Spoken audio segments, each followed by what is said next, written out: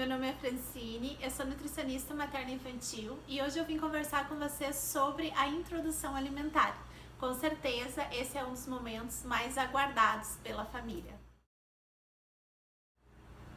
Seguindo então a recomendação da Sociedade Brasileira de Pediatria e da Organização Mundial da Saúde, nós começamos a introdução de alimentos sólidos a partir do 6º mês.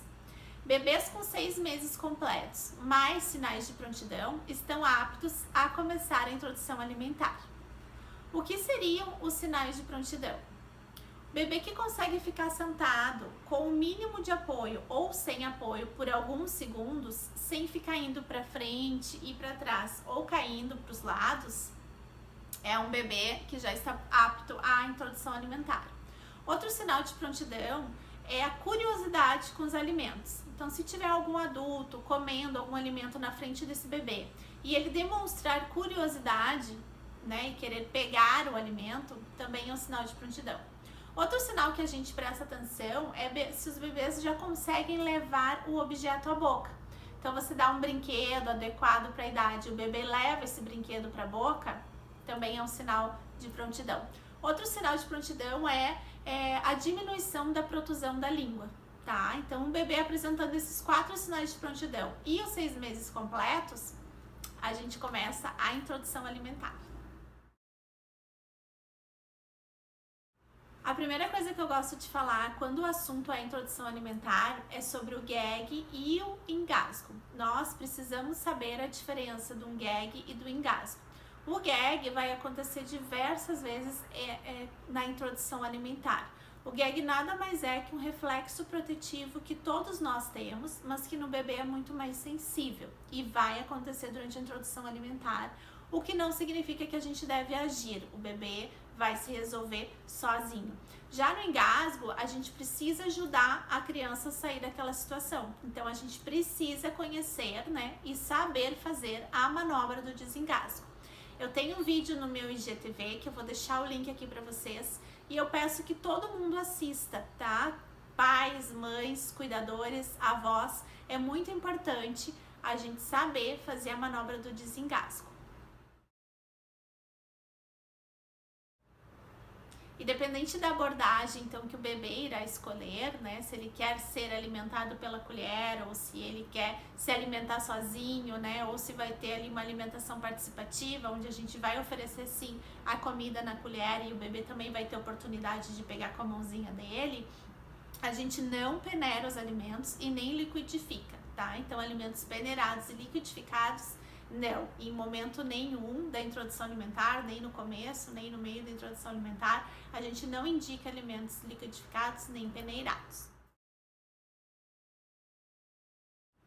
Essa, com certeza, é a principal dúvida que eu recebo no consultório. Qual alimento eu devo começar a introdução alimentar? Não há um alimento específico, tá? Eu costumo falar 3 coisas que a gente deve observar.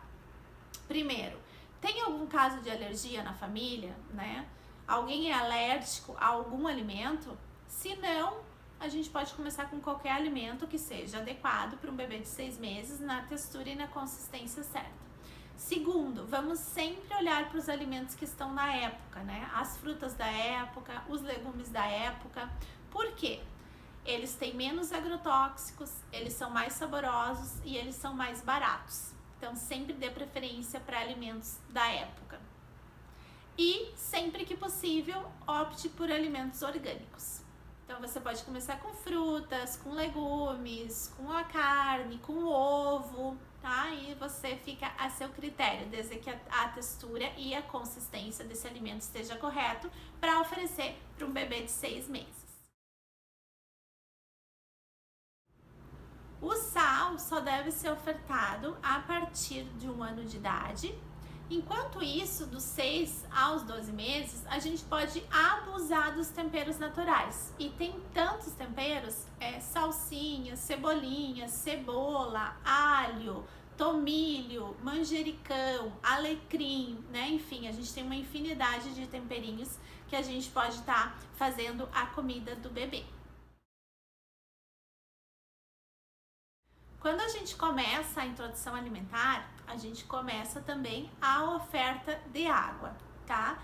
Os bebês que estão em aleitamento materno, a gente procura ofertar numa colherzinha ou num copinho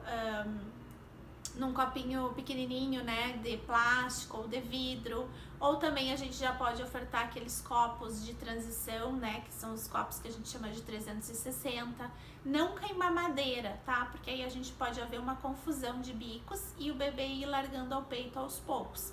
Então, bebê em aleitamento materno, não ofereça mamadeira com água, tá, que a gente pode correr esse risco. A recomendação para suco e para água de coco, então, é a partir de 1 ano, tá? Antes de 1 ano, ofereça sempre a fruta in natura. Leite, iogurte, queijos, né? Os derivados do leite, a gente recomenda a partir de 1 ano de idade.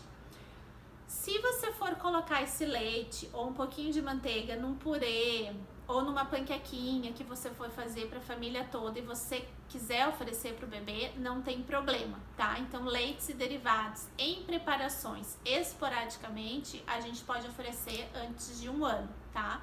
Mas o leite puro, integral, né? O leite de vaca integral, o iogurte, né? Queijo em pedaços, em cubinhos, a partir de 1 ano de idade.